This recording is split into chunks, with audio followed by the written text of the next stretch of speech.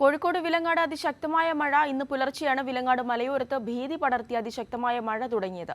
Vilangad town പാലം വീണ്ടും വെള്ളത്തിനടിയിലായി. പാലത്തിലൂടെയുള്ള ഗതാഗതം നിലച്ചു. വനമേഖലയിലും അതിശക്തമായ മഴ തുടരുകയാണ്. മേഘയുണ്ട് കൂടുതൽ വിവരങ്ങളുമായി. മേഘ, ശക്തമായ മഴ തുടരുകയാണോ? നിലവിൽ എന്തെങ്കിലും തരത്തിലുള്ള നാശനഷ്ടങ്ങൾ റിപ്പോർട്ട് ചെയ്തിട്ടുണ്ടോ? പാലം വെള്ളത്തിനടിയിലായെന്നുള്ള വിവരമാണ് ലഭിക്കുന്നത്.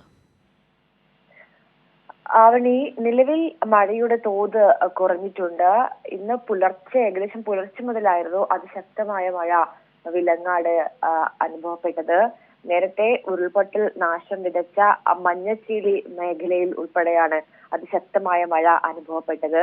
20ഓളം കുടുംബങ്ങളെ നാട്ടുകാർ തന്നെ അതിശക്തമായ മഴയെ തുടർന്ന് അപകട ഭീഷണിയിൽ നിൽക്കുന്ന 20ഓളം കുടുംബങ്ങളെ മാറ്റി പാർപ്പിച്ചു.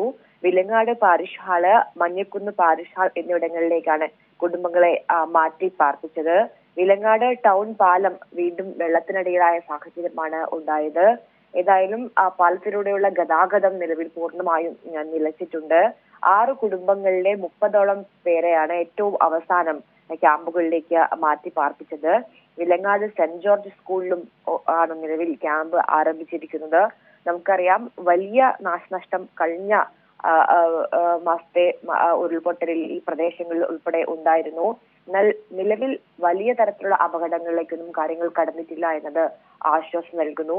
അപകട സാധ്യത മുന്നിൽ കണ്ടുകൊണ്ടാണ് ഈ ആളുകളെ 30ഓളം പേരെ മഞ്ഞക്കുന്ന് പാരിഷ് ഹാളിലും വിലങ്ങാട് സെന്റ് ജോർജ് സ്കൂളിലുമായി മാറ്റി പാർപ്പിച്ചിരിക്കുന്നത്.